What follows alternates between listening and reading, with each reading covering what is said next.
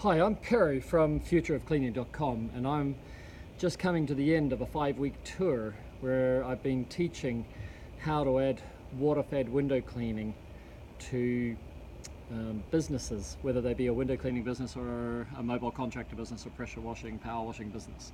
So at first I was a presenter for the IWCA, the International Window Cleaning Association, and then I was a presenter for the Power Washers of North America. And then lastly, this fine venue here in Orlando is the UAMCC, the United Association of Mobile Cleaning Contractors.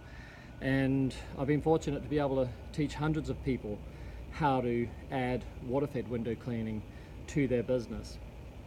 And not everybody's going to do it straight away. Some people are going to leave it for next year, and some people are going to do it right now, and have done it right now, and I appreciate that. But here's the summary and just some of the points that I covered. And then I'm going to go also this weekend. I'm going down to Miami, stay with a friend of mine. I'm going to try and put together the practical side of that and see if we can demonstrate it really effectively for you. But here's the summary. There's money in glass if you clean it fast. And that's what Richard is focused on. Like, we don't, when we started back in 2006, we only had fiberglass poles and hybrid, you know, basically fiberglass poles wrapped in carbon fiber, so they look like carbon fiber, so you pay more for them. And you know, that at those days, Richard's the only company that's only ever sold 100% carbon fiber poles for professional window cleaning, because I really believe strongly that, you know, the rigidity of a pole makes a big difference. And in those days, we were thinking about reaching, you know, Reach It was about reaching a higher piece of glass. But now that's just commonplace. Like, we can go up to 8 stories, 85 feet. We've got loads of customers, not loads, but, you know, we've got plenty of customers doing that on a regular basis. And then 3 years ago, we realized that we had a tool. And that once you understand that it's a tool, then we started pursuing a higher hourly rate. And so now, 3 years later, you can see with all of the demonstrations we've done, we can prove it categorically that we can clean faster, better, cleaner than any other water-fed pole system. So here's the logic, and if you're wanting to get into water-fed or you're wanting to consider water-fed, let me explain the processes of getting involved in this industry. And firstly, don't doubt it. It's 30 years old. The Tucker family started in the United States of America. Craig Morland, 10 years later, 20 years ago, got involved in it in the UK and started the European sort of proliferation of it. We got involved in, we started in 2011, and I've been in the industry since 2006, but we started in the manufacturing side in 2011. So this is my summary. There are three things that you need to consider when you're getting involved in water-fed. The first one is the brush. Now, the brush is the tool that cleans the glass. The second one is the pole, and the pole is what gets the brush to the glass. Now, in previous times, you would get the tool to the glass with a ladder, so the worker would climb up the ladder. And now we can get the tool to the glass with a pole. So the pole is juxtaposed against the ladder. You can't clean a window with a pole. You can only put the tool on the glass. And the third one is the filter. And the filter creates or generates spot-free water, so that when we leave the windows wet and then they dry, the water evaporates and doesn't leave any minerals or solids on the glass in the form of a visible spot. And then you have customer satisfaction. So let me just cover them off just one by one. And most of the time I'm going to spend on the brush, because I've spent a lot of time on the brush. We've invested over $100,000 in Constructor Brush and perfecting it. And I know it's disappointed a lot of people on the way through, because for my best efforts, we didn't get it perfect. We got it better in Generation 1 than we did in Generation 2, and now we've got it way, way better in Generation 3 with Hydroblade. But here's the logic. If we juxtapose traditional window cleaning with squeegee and mop with water-fed window cleaning with a water-fed brush, this is my inspiration. So the first step, in fact, all cleaning could be summarized to 2 steps. A, get the concretion or excretion or pollution into a solution. So we do that normally by agitation, and then remove that solution. So you know, you've got the saying, you know, wet wipe, dry wipe. Traditionally with window cleaning, we have a mop and a squeegee. The mop, you rub all over the window. You get the the concretion, excretion or pollution off the window into the solution. If it dries before you can get it off, then you're going to have spots and all of it's still there. So you've got to get it off, and that's where we use a squeegee and we leave the window spot free. Now with a water-fed brush, the bristles are doing the agitation and the jets are doing the removal, per se, is the traditional way of looking at it. And the tools, because the agitation phase, so we're going to separate those out. The agitation phase, in traditional tools, you can have a normal mop, which is kind of like a fluffy, lammy type of, soft mop. Then Unger and Ettore put out what they call a porcupine, which has got nylon bristles stitched into the mop, so it's got more aggressive agitation. And then you've got the Doodlebug from 3M, the white non-scratch pad. And then you've got steel wool, like 000 or 400 steel wool. And then you've got, pardon me. And then you've got, I better delete that. And then you've got the razor blade, the stainless steel razor blade, which cuts underneath the thing, which is adhered to the glass so hard that it can't be taken off any other way. So these are the increasing levels of aggressive agitation that a professional window cleaner would choose to use as he or she becomes aware of the conditions from job to job. Now this is quite different to route window cleaning, right, which you'll find in the UK and a lot of Europe, and storefront window cleaning, right? Those are a different beast, where the glass is always the same, where you're always simply maintaining a state of cleanliness, right? So then you can use a very light tool, a very soft tool, and you can go very fast, and you don't get to charge much money. So with Constructor Brush, what we've done is we've made a brush which has got interchangeable bristles, so that this very same brush can be a soft brush, a medium brush, a hard brush. Then we have Beast, which has got boar's hair bristles which drag on the glass. They have more agitation, but they require more effort from the worker. So that's not an ideal brush if you don't need it, but it is an ideal brush if you do need it.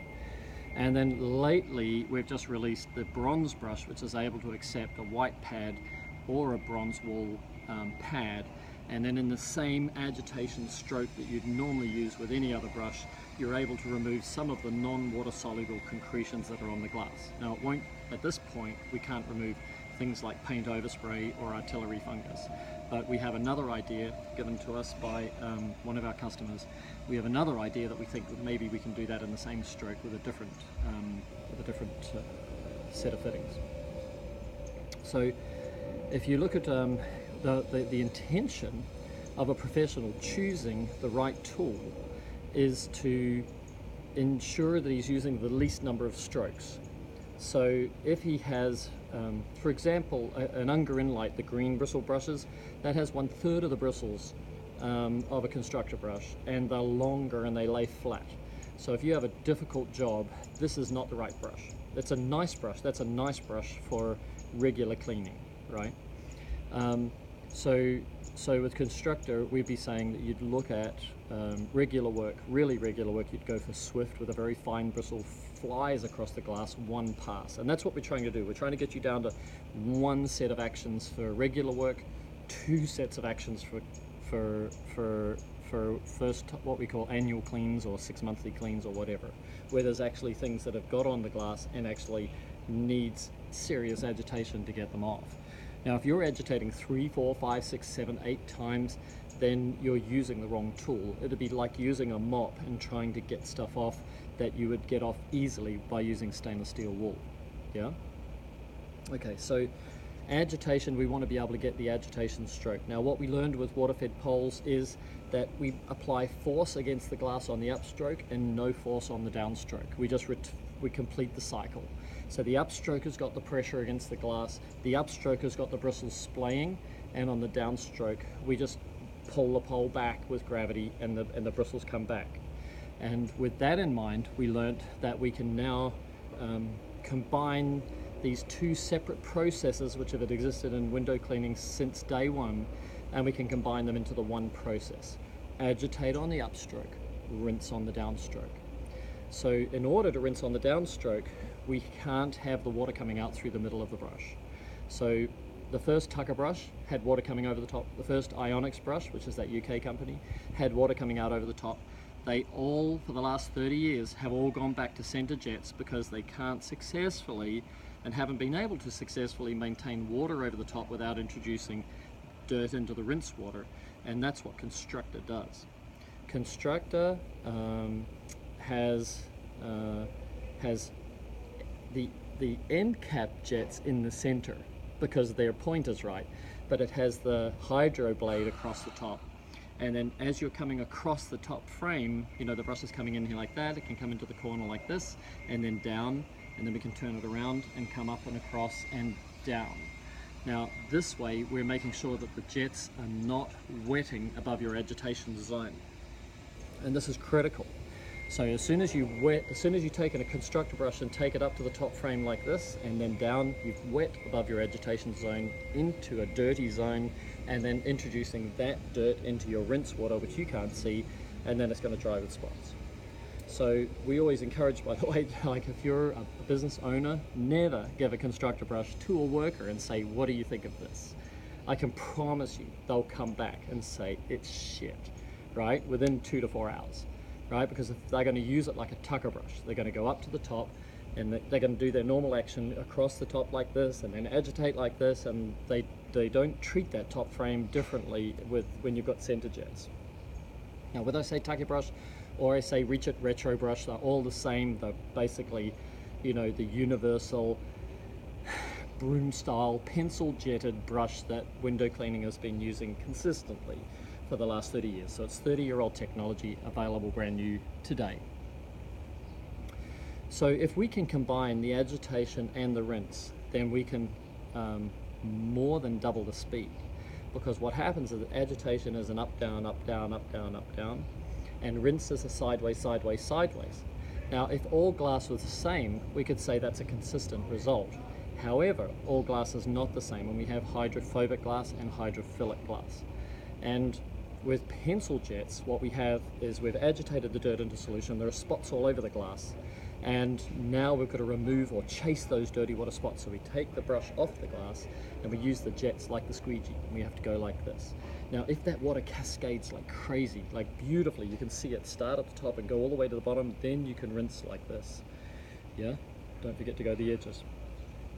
However, if that water beads, and so the water, you can only see the effect of the water on the glass like this, then if you go like this, and then like this, and then like this, you'll have spots in here and here. And I'll show you that in a demo, you know, later on this next week. And so what happens is that then you get spots on the glass, or you have to spend all this time chasing the dirty water off the glass with side-to-side actions, rinsing, rinsing, rinsing, rinsing, rinsing. And that seems easy when you can see me right here. But you try doing that at 2 stories, 3 stories, 4 stories, 5 stories, 6 stories, 7 stories, and 8 stories. Then you know it becomes impossible. And that's where the reality that people say you can't clean effectively above 4 stories is because you can't have control above 4 stories. And other people say the higher you go, the worse the result. Now you can understand that's completely true to them. It's not true with Constructor brush. Constructor brush basically has a method of dealing with the top edge. Having finished the top edge, we then go to the bottom of the frame, we agitate on the up, rinse on the down, agitate on the up, rinse on the down, agitate on the up, rinse on the down. Now, if that is a regular clean, weekly, fortnightly, monthly, that's all you'd need to do, 1 set of actions. Just like if you were cleaning it traditionally, you'd just go over it with the mop and then you'd go over it with the squeegee. 1 set of actions. If you would normally go over it with the mop twice, you know, basically wetting up the window and then agitating the window, and then you'd go over the window once with a squeegee, that's where you would agitate, you know, 2 sets of actions over the glass. And then, you know, obviously still with Constructor brush, we're rinsing on the downstroke. So the last downstroke is the rinse. And that's why Constructor is patent pending, by the way, because we knew that we had something miraculous, and it was given to us. It wasn't engineered by real engineers. It was given to us. So the other thing that I've been teaching about brushes is that if what you can see here is your window, if you have a brush really small, then you'd have to clean 1, 2, 3, 4, 5 sets of actions to clean this screen.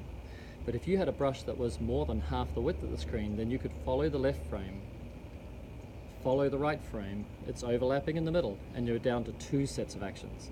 So you can get 2 to 3 times faster just by using the right size brush. However, when you look into the marketplace, in particular if you look at Gardner, whose number 1 poles sold a CLX, which is 100% fiberglass in my opinion, or no, I would wager that, because we have 100% fiberglass poles that we sell for homeowners use, and they flex less than a garden pole. And then they have the SLX, which is what we call a hybrid pole, which has got some layers of carbon fiber in it to make it perform a little bit better, but it's still. Anyway, so they're basically floppy poles. If you get a floppy pole, how do you make it really floppy? Then you add weight to it. So then how do you make it not seem floppy? You make really small, light brushes. And how do you make a brush light? Well, you make it less distance this way, less distance this way, and you put less bristles in it because the bristles weigh, right? And now the person doesn't feel that they've got a light brush. And in the UK, 80% of the route work, 90% of the route work doesn't go any higher than 20 feet. And then obviously their small industrial work and their apartment blocks are higher than that. So for guys who are just going door to door all day long with a 20-foot pole, they can get away with that with a small, light brush on a cheap, floppy pole. That doesn't apply to the United States, Canada, Australia, New Zealand, and the developing world, right? So with Constructor, we made it so that we have 12-inch, 16-inch, 20-inch, 24-inch, and 36 inches. And that means that you can have a small brush for residential work, you can have a larger brush for commercial work, and you can have as large a brush as you want. Like the 36-inch brush is really popular for solar panel cleaning and glass-clad building cleaning.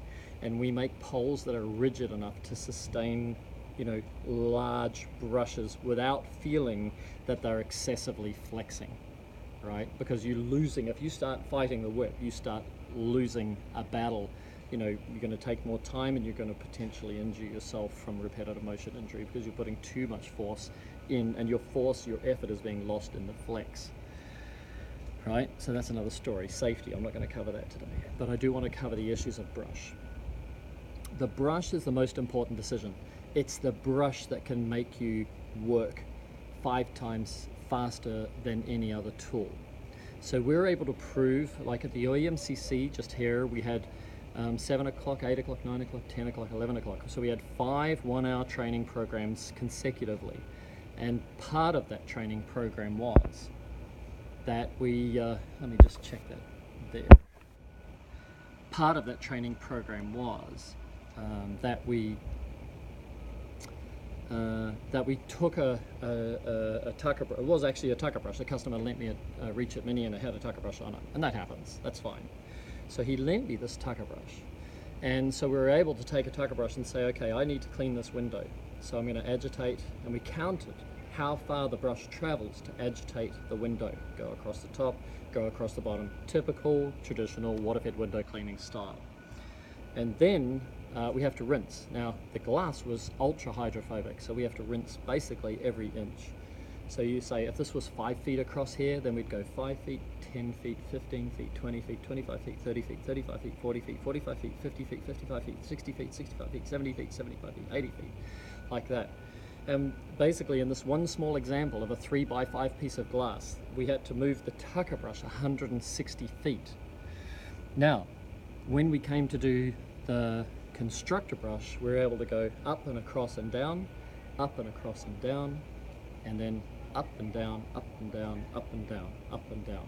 It was like 35 feet. So now we've been able to get the prove in front of, I'm talking hundreds of people.